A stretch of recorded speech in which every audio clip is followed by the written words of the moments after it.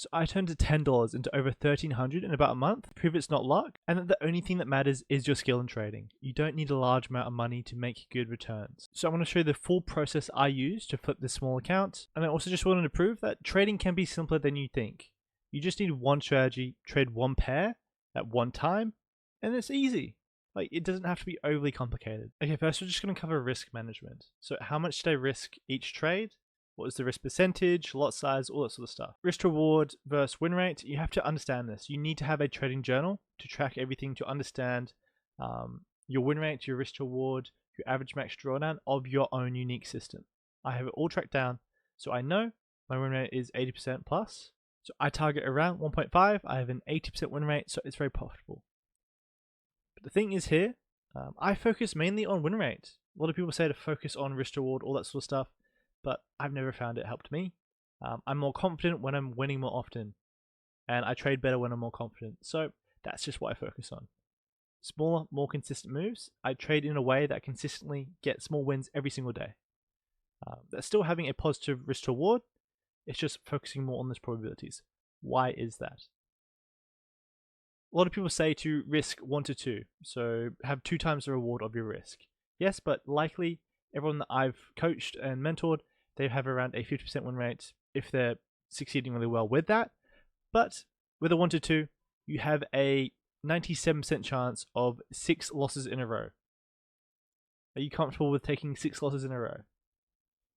For a smaller risk to reward, a higher win rate system, like mine, higher probability scalping, it's a 80+% win rate. I have a 86% chance of 2 losses in a row. I'm okay, really comfortable taking 2 losses in a row. So I just focus on small, consistent scalps with a high win rate. It's easier to execute on, and it's easy to be confident and trade well when it's unlikely that I'll take more than 3 losses in a row. So understanding your win rate, it will help you understand how many losing trades in a row you can expect. And once you know that, you can then decide on how much to risk. So my risk on a small account is always going to be higher. My leverage was 1 to 500, so it had a good amount of leverage. But I don't care if I blow $10. So I can treat this small account like a big account and risk 50% or 30% mainly. So it was around 30 to 50%.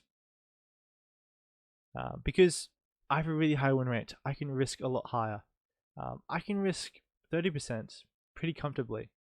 If you watch any of my Instagram reels, you know I close my losses early. So it's never actually that 50-30% loss, it's a little bit less. So I always close my losses early, I always manage risk aggressively, and I will always look to add to winners. If you have a lower win rate, around 60-50%, your percentage should decrease, maybe around 10% or 20%, depending on your win rate. So the amount you risk should always be based off your win rate. You can only know your win rate if you journal your trades, so you better journal your trades. I've never really cared about risk to rewards. I think this is kind of overrated to target 1 to 2s, 1 to 3s. So my average risk to reward is around 1 to 1.5, but sometimes I take 1 to 1s, sometimes negative. But I focus on the probability of each move, and I always look to manage my losses more aggressively, add to my winners, so it still gives me a positive risk to reward. It gives me a lot higher of a win rate because I'm trading based on probabilities. I'm not trying to force a risk to reward on a market on conditions that actually might not be the right way. It's all about probabilities. And it's consistent. If you want to be consistently profitable, you first need to be consistent. That means doing the same actions every single day. If you're trading multiple different pairs at multiple different times using multiple different strategies, you're not going to be consistent and you're probably not going to make money. And also embrace uncertainty. Like this account flip, I've blown multiple accounts before this. And if you're going to do this as well, accept the likelihood that you might blow that account. Nothing is certain in trading and you have to accept that. And so risk management is closely tied to your technical analysis or your strategy, because if you have a higher win rate, you can risk more. If it's lower, you can risk less. It's all about understanding your approach, the pros and cons of it, and then adjusting your risk accordingly. So I use pure price action, a 3-step approach, and always trying to stack those confidences to put probabilities in my favor. So I trade at the same time every single day on gold using the same strategy. So that is the second hour of Asia. That's 11 a.m. Australian Eastern Standard Time, and I trade it the exact same way every single day and aim to take the same type of trades. So I trade live with my Discord every single day at the exact same time, that second hour of Asia, and catch the same sort of moves. So sales on gold using some DXY correlation, which we'll go over as well. Exact same trades, exact same time. 10:52, 11 a.m. It's always going to be around 11 a.m. Because I guarantee you, if you just trade at the exact same time every single day and trade on the same pair, you're going to see the same things happening. I'm going to go through some examples of how the exact same thing happened every single day for the past 3 days in a row. So I took the same trade pretty much 3 days in a row, and it's really easy to be consistent when you're just doing the same things. So this is how you get a really high win rate. You just niche down into one small thing, and you get really good at that. It's simply this. It's a 3-step approach. You have your direction, you have an area of interest, and then you have an entry model. This can be a shift, a type 3, or could be like a break and retest. Volume shifting in your direction could be like a break of a low, volume shifting in direction. I just use that simple 3-step approach: direction, area of interest, entry model, stacking probabilities, stacking confidences in my favor. So I break price action down into candle behavior and market structure. And candle behavior is how an individual candle moves throughout the life cycle of a candle. So this is a good example here. When we're moving bullish and we have a bullish candle close above a recent high and low, I'm expecting that to continue moving bullish, but I first expect it to create a bottom wick in that first half of that candle. So if this is a day, I expect it to be bearish first, to create a bottom wick, fill in this body, and then push bullish. If it's bearish, I expect it to create a top wick, and then flip and push bearish.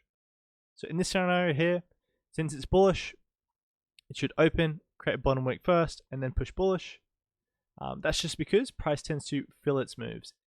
It's a push and pull between buyers and sellers. So I'm trading at that second hour here, that second hour of Asia.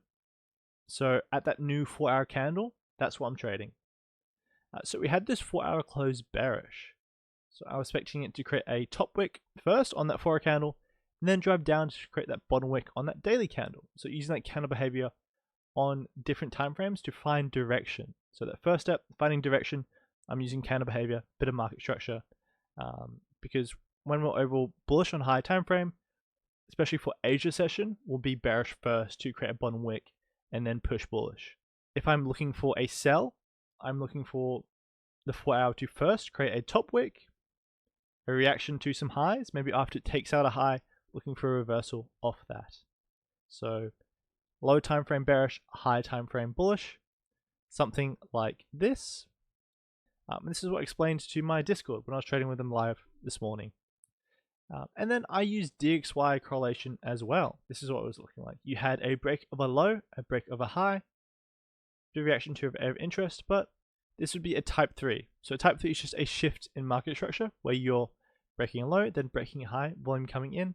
So it's just looking for a continuation of that there.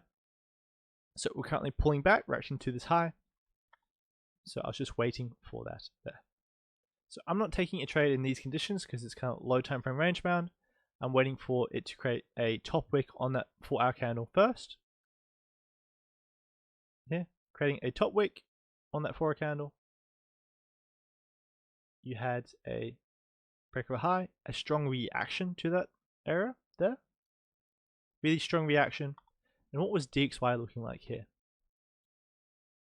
You are having a bit of a reaction to around this area of interest. And then as soon as we broke this high here, this little high there, go to the next one, you have a break of that high there. That's looking pretty bullish for continuation of this overall shift. So you had a break of a low, break of a high, a type 3, continuation. With gold looking bearish, you had volume coming in.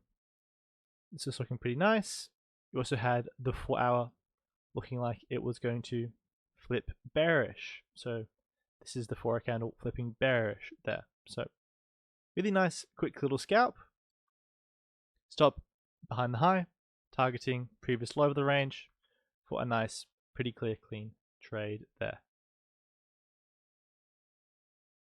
And so that was the second hour of Asia, using that direction, area of interest, using market structure, using candle behavior, then an entry model such as volume coming in for a reversal and a DXY type 3 pushing bullish on, and a DXY type 3 pushing bullish. So you can look at entry models on DXY and use them to take trades on gold. This is why I love trading correlation. So at the exact same time, or around the exact same time, the day before this, you had pretty much the exact same thing happen. You had the 4-hour open, immediately go bullish. I took a little buy for it to create the top wick, react to this previous area of interest. And then we had a pullback, a type 3 shift here. Type 3 shift, entering on that pullback, a reaction for a nice little scalp that continued further on. And that looks like that. And then the day before that, at the exact same time as well, that second hour of Asia, around that 4-hour open, took the exact same type of trade. You first opened, immediately created a top wick there, then it flipped, took a sell on that candle flip for a nice little scalp. So 3 days in a row, I took the exact same win. And this is what consistency means. This is what I say when, if you want to make money from trading, you shouldn't focus on trying to win. You should just focus on doing the exact same thing every single day. It's like really easy, simple. This is what trading is. Like, I see what's happening and then I trade it. Just going back to technical analysis, it's that purely price action, counter behavior, market structure, that 3-step approach: direction, area of interest, entry model, and then looking to stack align different confluences in your favor. Really simple, easy. And then using that gold and DXY correlation. So I love trading that gold and DXY correlation. It has a really big increase to my win rate, around 16%, and it has an inverse relationship. It's really nice for confirming as well. If you actually want to be able to do this for yourself, you need to be journaling your trades. So as I said recently, the easiest way to improve your system, to improve your strategy, is just to journal your trades, do more of what works and less of what doesn't. So I've journaled around 300 trades. This is the most recent iteration of that. If I just go to using DXY correlation, that 56% win rate goes into a 73% win rate. Such a simple way to improve my system, just using DXY correlation, using to stack that confluence. And then if I just look to take a 1 minute type 3, a shift, that 73% win rate goes into an 83% win rate. So this is how you get a high win rate. You journal your trades, you focus on what works, taking a trade with DXY correlation, 1 minute type 3, shift of structure, that gives me an 83% win rate. And you can keep refining this, focusing on what works. If you want to be profitable, you need to be doing this, having a journal that's having objective data, also tracking the trades as well, taking screenshots to trade your subjective data, to be able to review those trades, look at what worked. So this is a nice type 3 shift. You make a high, break a low, enter on the pullback. Pretty much the exact same trade as yesterday. And then this is how you do the exact same thing, get consistent, make consistent money from trading. You can get a really high win rate just through refining this. Like I have a setup here. So I have a setup here that has a 93% win rate just on 2 little small variables. So it's really important that you refine your approach, refine your system, using a journal. There's a link to this journal in the description below as well that you can check out.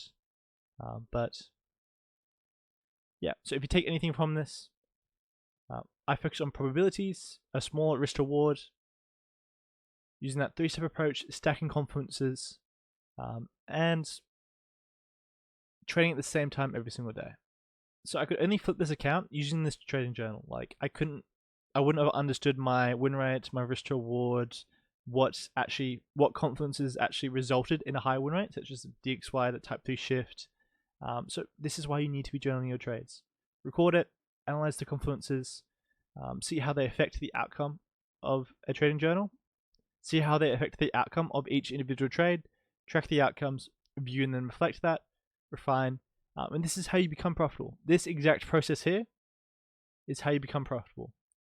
No strategy really is going to get around this. Like, you're not just going to pick up a strategy straight away and make it profitable. Like, you have to put in the work, you have to journal the trades, you have to understand and slowly improve that win rate through taking hundreds of trades, refining it slowly, all that sort of stuff. So keep it consistent, keep it simple. The biggest learning I found in my trading, the biggest aha moment, was just to keep it simple. Define what your approach is. It can be, how do you define direction? How do you define an area of interest? Make it as simple and as easy to replicate as possible. And then test them using your journal and see just what works. See what works. Not everything is going to work. And then the main basis of my approach is just to, I've identified all the factors that result in a positive expectancy. So always looking to take a trade with correlation, with a market structure shift, all that sort of stuff. I can assign weights to those, and then I can just look to stack as many of those probabilities, those confidences in my favor. Stacking timeframes, using timing, trading at the same time, using the same pair, using the same strategy, keeping it as simple and as easy as possible to execute. That is the key. If you just do that, I guarantee you, and you put in the work, you will be profitable. And then focusing on embracing a probabilistic mindset. That means acknowledging that no trade is 100% certain. You can take the best trade set up in the world, and it can still lose, and that's okay. Just focusing on your process. I didn't focus on trying to flip $10 into $1,000 as quickly as possible. I just focused on taking the best trades, and that was a happy accident that I made money. Because I could have easily blown the account if I got unlucky, or if the conditions weren't great.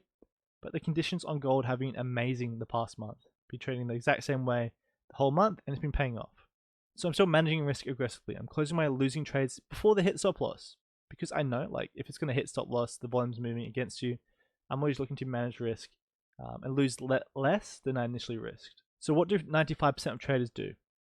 Or they fail, but they also lose more than they initially risked through adding to losers, through moving their stop loss. I just simply do the opposite to be a winning trader. It's really that simple. And then always focusing on continuous learning from each loss you take, because I did take losses. I didn't let them affect me. I see value in them, if not more than wins, because I learn more from losing trades. And learning is more valuable than a couple of dollars. So if you just use a simple approach, it can be parts of my strategy, it can be this psychology, it can be the journal, which I think is the most important. It's actually possible to then have these big flips, taking a small amount of money into a bigger amount of money, and be profitable. It could be using this to pass prop firms, using it to grow or compound your personal account. You don't have to go for big percentage gains because it is high risk. But yeah, hopefully this helped. If you liked this video, like the video. And if you want to see more, subscribe, because I will be posting more content in the future as well. And if you want to trade with us every single day, every single morning, there's a link in the description below to join the Discord, where we trade at the exact same time every single day, take wins. I'm kind of on a win streak at the moment. We'll see how long it lasts. But we all catch wins, lots of nice profits around there as well. So yeah, see ya.